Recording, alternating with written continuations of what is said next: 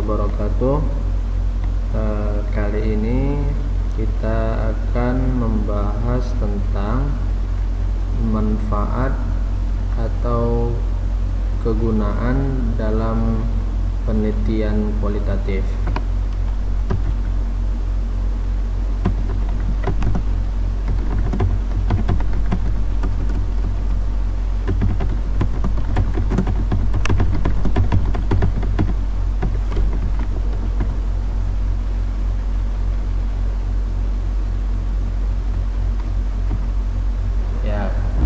Ini manfaat dan kegunaan dalam penelitian kualitatif.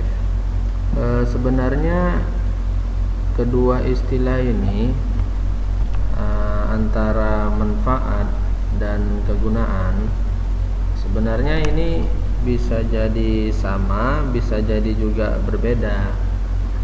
Saya mengatakan sama ataupun berbeda itu dikarenakan begini. Di beberapa penelitian nanti bisa ditemukan bahwa manfaat itu dibedakan dengan kegunaan, tetapi lazimnya di beberapa penelitian itu manfaat dan kegunaan itu tidaklah dibedakan, tapi dijadikan satu. Tapi nanti kalau nanti kalian ada melihat penelitian manfaat dan kegunaan itu dibedakan, itu hal yang wajar saja, sah-sah saja untuk terjadi. Tapi lazimnya cukuplah menggunakan satu saja. Boleh menggunakan kata manfaat, boleh menggunakan kata kegunaan. Baik. Tapi sebelum kita bahas manfaat dan kegunaan, kita bahas dulu yang pertama, tujuan penelitian. Nah, ini sebelumnya belum sempat dibahas pada pertemuan sebelumnya. Jadi tujuan penelitian itu adalah target ataupun goal gitu ya, bahasa Inggrisnya goal atau bahasa Indonesianya target yang ingin dicapai dari penelitian yang kita lakukan. Biasanya penulisan tujuan penelitian ini dilakukan dengan merujuk kepada rumusan masalahnya. Biasanya pada tujuan penelitian itu kata tanya yang ada pada rumusan masalah tinggal dibuang saja. Misalnya kita ambil contohnya begini.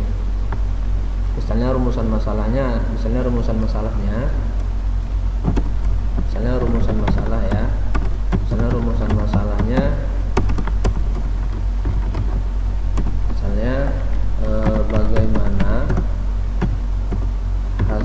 bagaimana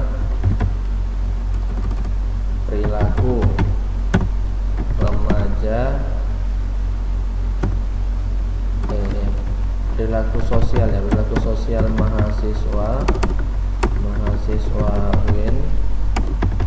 UIN Sumatera Utara setelah melakukan pembelajaran e-learning. Nah, misalnya ini rumusan masalahnya. Bagaimana perilaku sosial mahasiswa UIN Sumut setelah melakukan pembelajaran e-learning. Nah, ketika membuat tujuan penelitian, kamu cukup membuang kata tanyanya dan tanda tanyanya. Ini tinggal di copy saja, kemudian diletakkan pada tujuan penelitian. Ini dibuang, kemudian ini dibuang. Lantas kamu di depan tinggal meletakkan kata untuk menganalisis. Nah, jadi di awal ini prolognya bisa dibuat seperti ini. Adapun tujuan penelitian, tujuan yang diharapkan dari penelitian ini ialah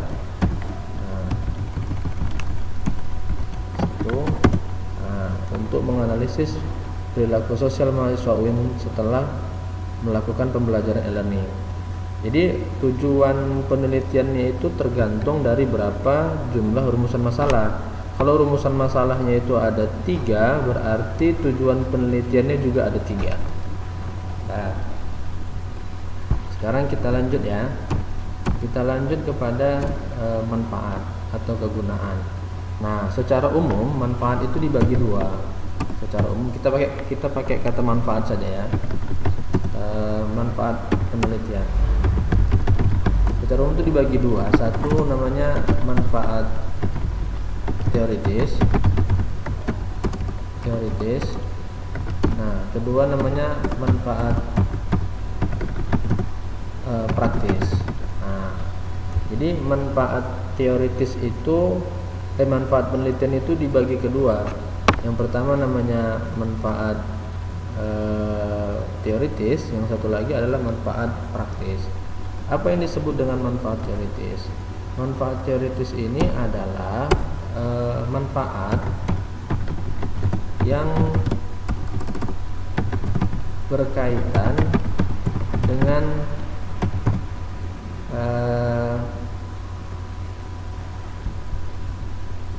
dengan aspek teoritis. Nah, dalam hal ini bisa saja misalnya kita buat untuk menambah khazanah keilmuan dalam bidang e-learning, dalam bidang pembelajaran e-learning misalnya. Nah, yang penting dia sifatnya manfaatnya itu atau sumbangsihnya itu berkaitan dengan aspek teoritis.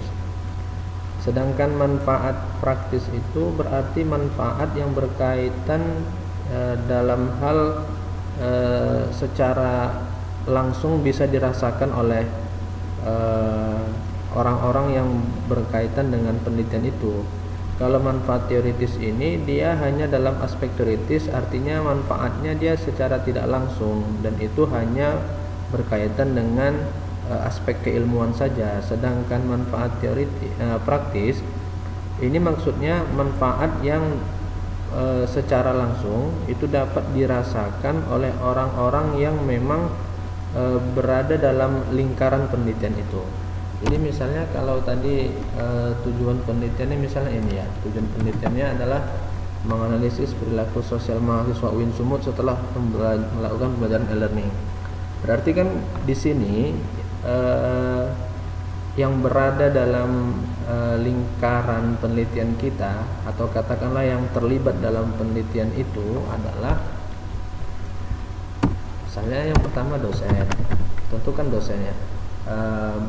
Perilaku sosial mahasiswa UIN Sumut setelah melakukan pembelajaran e-learning. Berarti kan kata kuncinya kan di sini di pembelajaran.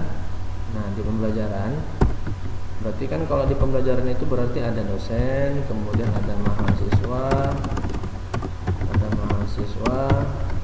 dan tentunya ada pihak lembaga, kemudian ada peneliti. Nah, ini diuraikan manfaatnya itu baik kepada dosen, apa manfaatnya, apa sumbangsinya, baik kepada mahasiswa, baik kepada lembaga ataupun kepada peneliti. Nah, tapi manfaatnya tidak dalam bentuk aspek teoritis. Manfaatnya itu dalam bentuk hal yang langsung bisa dirasakan. Misalnya begini, untuk mahasiswa misalnya manfaatnya itu setelah melakukan kajian tentang perilaku sosial, maka mahasiswa dapat menjadikan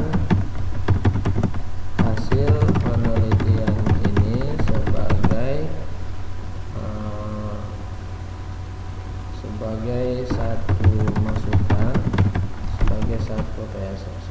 satu masukan untuk memperbaiki perilaku sosialnya. Nah, misalnya begini, misalnya ini hanya misalnya. Nah, jadi kalau diperhatikan, kalau kita perhatikan nih, nah ini hasil penelitian sebagai satu masukan untuk memperbaiki. Nah, jadi di sini ada kata kuncinya, dia dapat kata kunci action. Nah, ini ya, kata kunci action. Jadi di sini bukan lagi aspek teoritis, tapi dia dalam bentuk tindakan.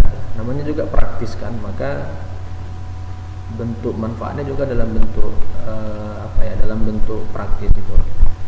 Ini saja yang dapat disampaikan. Nanti lebih lanjut kita bahas dalam grup WA. Mohon maaf ini keterbatasan